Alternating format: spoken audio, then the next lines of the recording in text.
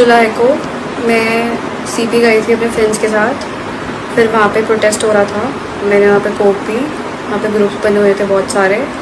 वो लोग बहुत चीज़ें बोल रहे थे, बहुत गालियाँ दे रहे थे प्रधानमंत्री जी को, उन लोगों के इन्फ्लुएंस में आके कि तुम लोग भी बोलो, तुम लोग भी बोलो, कोई सब बोलो करके मैंने बहुत चीज़ें बोली। मैं भी मात्र 15 साल की हूँ। मैंने जो करा वो माफ़ी के लायक नहीं था। मैंने बहुत गंदी चीज़ें बोली है, बट ये मेरी पहली और आखिरी गलती होगी। इसके बाद मैं ऐसा कुछ नहीं करूँगी और ना ही वो चीज़ मैंने कभी पोस्ट की थी। मैं पूरे देश से माफ़ी मांगती हूँ। मैं इतनी शर्मिंदा हूँ, मैं अपनी नज़र भी नहीं उठा पा रही हूँ। मैं सबसे माफ़ी मांग रही हूँ, मुझे प्लीज़ माफ़ कर दीजिए, प्लीज़। आज देश की राजनीति में एक वीडियो ने नई बहस छेड़ दी, एक रील ने नई बहस छेड़ दी, जिसमें हमारे देश के प्रधानमंत्री देर रात उठते हैं और जैन जी को एक संदेश देते हैं कि मैंने बच्ची को माफ कर दिया जिसने मुझे और मेरी मां को गाली दी। हालांकि इस मामले में उसके खिलाफ एफआईआर दर्ज हो गई और पुलिस उसका घर टटोलने में लगी हुई है। वो आज टेंशन में आ गई। लेकिन हमारे देश के प्रधानमंत्री, जिनकी 56 इंची की छाती है और दिल भी उनका दरिया दिल कहा जाता है, लेकिन एक बच्ची की गाली को भी उन्होंने स्टेटस सिंबल बना लिया। 36 दिन देश के बच्चे, देश के युवा जंतर मंतर पर बैठे रहे, उनकी सुध लेने वाला कोई नहीं था। हालांकि किसी भी मां को गाली देना ठीक नहीं है और जिस बच्ची ने भी इस तरह की बात कही है वो निश्चित रूप से अच्छी नहीं है। वो हमारे देश के प्रधानमंत्री हैं, सम्मानित हैं। परंतु जिस तरह का माहौल आज देश में हो रहा है, अगर इन बच्चों का अभिभावक बन के हमारे देश के प्रधानमंत्री एक बार नीट परीक्षा पर, एक बार चंदा चोरी पर बोल गए होते तो हो सकता है आज देश के अंदर इतना बड़ा आंदोलन न चला। लेकिन जब कोई उद्घाटन करना होता है तो हमारे देश के प्रधानमंत्री आगे होते हैं, चाहे वो चांद की बात हो, चाहे कोई रेलवे की बात हो या फिर भगवान राम के मंदिर की बात हो। और अगर कोई नेगेटिव बात आती है तो फिर हमारे देश के प्रधानमंत्री चुप्पी साध लेते हैं। नमस्कार, मैं मुकेश सुधेनिया, आप देख रहे हैं सीधे बोल यूपी। मामला उस वीडियो से जुड़ा है जिसमें एक लड़की, जिसने खुद को 15 वर्ष का बताया, प्रधानमंत्री नरेंद्र मोदी के खिलाफ आपत्तिजनक टिप्पणी करने के बाद सार्वजनिक रूप से माफी मांगती दिखाई देती है। इसके बाद प्रधानमंत्री नरेंद्र मोदी ने एक सार्वजनिक कार्यक्रम में कहा कि ऐसे बच्चों को सजा देने के बजाय उन्हें सही रास्ता दिखाने की जरूरत है और उन्होंने कहा कि वे उसे माफ कर दें। क्या दरिया दिल दिखाया हमारे देश के प्रधानमंत्री। लेकिन प्रधानमंत्री नरेंद्र मोदी जी खुद अपने गरेबान में झांक के देख लें, खुद अपने दिल में टटोल के देख लें कि इन्होंने कितने बार संसद की गरिमा को तोड़ा है। हमारे देश में क्या क्या नहीं कहा गया है। 50 करोड़ की कॉलगर्ल, हाइब्रिड बछड़ा, अरे ओ मौसी, अरे ओ मौसी, और चुनाव के दौरान मुजरा तक की बात कहेंगे। वहीं विपक्ष की नेता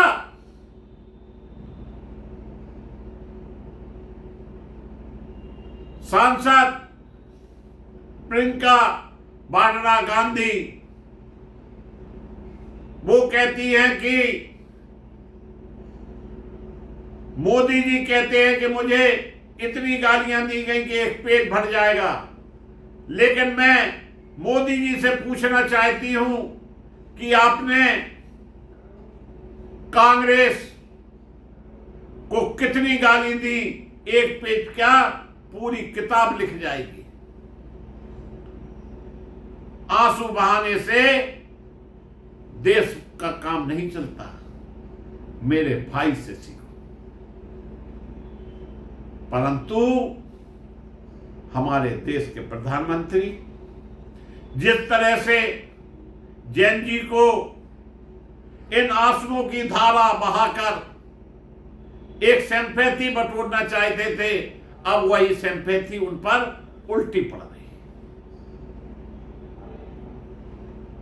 कांग्रेस नेता राहुल गांधी ने प्रतिक्रिया देते हुए कहा कि देश के छात्रों को प्रधानमंत्री की माफी नहीं बल्कि शिक्षा व्यवस्था, परीक्षा अनियमितताओं और युवाओं से जुड़े सवालों पर जवाब चाहिए। कांग्रेस प्रवक्ता सुप्रिया सिनेत ने कहा कि असली मुद्दा छात्रों का भविष्य है। दूसरी ओर भाजपा नेता ने प्रधानमंत्री के बयान को संवेदनशील और सकारात्मक बताते हुए कहा कि बच्चों के प्रति दया और मार्गदर्शन का संदेश दिया तथा विपक्ष अनावश्यक राजनीति कर रहा है। आज सबसे बड़ा सवाल यही है कि क्या यह बहस सिर्फ एक वीडियो तक सीमित है या फिर यह भारतीय राजनीति में भाषा अभिव्यक्ति की स्वतंत्रता और जवाबदेही पर एक बड़ा विमर्श बन चुकी है। राजनीतिक विशेषज्ञों का कहना है कि चुनावी राजनीति में वर्षों से सभी दलों के नेताओं ने एक दूसरे पर तीखे हमले किए। यही कारण है कि हर नए विवाद के साथ यह मांग उठती है कि राजनीति संवाद का स्तर सुधरे और सभी नेताओं के लिए एक समान मापदंड। दोस्तों याद कीजिए, भाजपा के पूर्व सांसद हालांकि चुनाव हार गए इस बार, रमेश बिदड़ी, उन्होंने सरेआम संसद के अंदर गालियों का इस्तेमाल किया था, बसपा के सांसदों पर खुली बौछार की थी। उनके नाम से ना कोई एफआईआर हुई, ना ही कोई मामला दर्ज हुआ। परंतु मंदिर चोरी पर 18 दिन कोई एफआईआर दर्ज नहीं हुई, लेकिन इस 15 साल की बच्ची पर तत्काल एफआईआर दर्ज हो गई। हमारे देश के प्रधानमंत्री जो लाठीचार्ज हुआ उस पर क्यों नहीं बोलते हैं? क्योंकि बोलेंगे तो लफड़ा झपड़ा हो जाएगा, इसलिए बोलना ठीक नहीं। वहीं कुछ लोग यह भी कहते हैं कि सोशल मीडिया के दौर में एक छोटी सी भी घटना भी राष्ट्रीय बहस का विषय बन जाती है। इसलिए नेताओं और नागरिकों दोनों को भाषा के इस्तेमाल में जिम्मेदारी दिखानी चाहिए। दोस्तों, इसके अलावा एक सांसद जो कि बॉलीवुड से आती है और जिसको एक झापड़ भी घल चुका, लेकिन वो सुधरने का नाम नहीं लेती है। उसने हमारे युवाओं को गटर शब्द का इस्तेमाल किया, हमारी उन महिलाओं और छात्राओं को क्या नहीं कहा, और जिस पर वो जब टोल की जा रही है फिर भी सुधरने का नाम नहीं ले रही है। इसके ऊपर कोई भी सख्ती नहीं की जाती है, क्योंकि कहीं ना कहीं उसे भी इशारा दिया गया है कि तुम बोलो सब कुछ ठीक रहेगा। याद कीजिए, पूर्व केंद्रीय मंत्री स्मृति ईरानी, जो कि हमेशा राहुल गांधी को टारगेट किया करती थी, और नतीजा क्या हुआ, अब उनका नाम लेने वाला नहीं। छाती पीट पीट कर भाजपा की एक कर्मठ मंत्री, कर्मठ सांसद बनने के लिए उन्होंने हमेशा विपक्ष को टारगेट बनाया। आज वो भाजपा के ही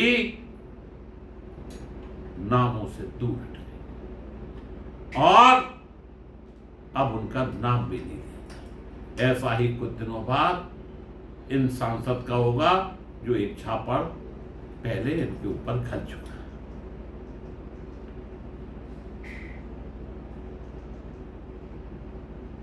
क्या राजनीतिक बहस में भाषा की मर्यादा सभी पर समान रूप से लागू होनी चाहिए? क्या नेताओं को भी उतनी ही जवाबदेही निभाना चाहिए जितनी वे नागरिकों से अपेक्षा करते हैं? और क्या अब समय आ गया कि राजनीति का केंद्र व्यक्तिगत आरोपों से हटकर शिक्षा, रोजगार, महंगाई और किसानों जैसे मुद्दों पर लौटे? देश की जनता संसद के अंदर सब कुछ देख रही है और सब कुछ सुन रही है। जिन मुद्दों पर बहस होना चाहिए वो मुद्दों पर बहस नहीं होती है। आज पूरे हिंदुस्तान में छात्र सड़कों पर निकला हुआ है और ये आवाज देश के हर घर से उठी, देश के उन घरों के ड्राइंग रूम से उठी है जहां लोग परेशान हैं, लोगों के पास रोजगार नहीं है, और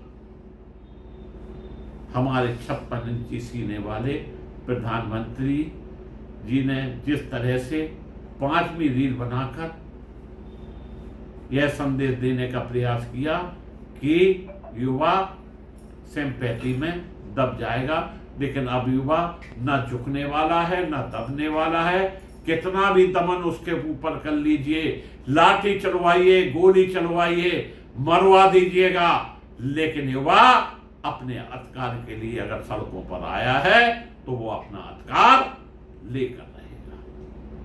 इन्हीं सवालों के साथ आज की यह विशेष रिपोर्ट मैं यहीं पर समाप्त करता हूं। आप अपनी राय कमेंट में जरूर बताएं, यह और निश्चित रूप से युवाओं के लिए एक मैं संदेश भी देना चाहता हूं कि अमर्यादित भाषा का इस्तेमाल ना करें, संयम से, शांति पूर्वक तरीके से अपना धरना प्रदर्शन चालू करें। आज नहीं तो कल सत्य की जीत होती है, और जीत वही होती है जो सत्य की राह पर चलता है। इसी के साथ पुनः आप सभी को धन्यवाद देता हुआ आपसे निवेदन करता हूं कि आप चैनल को सब्सक्राइब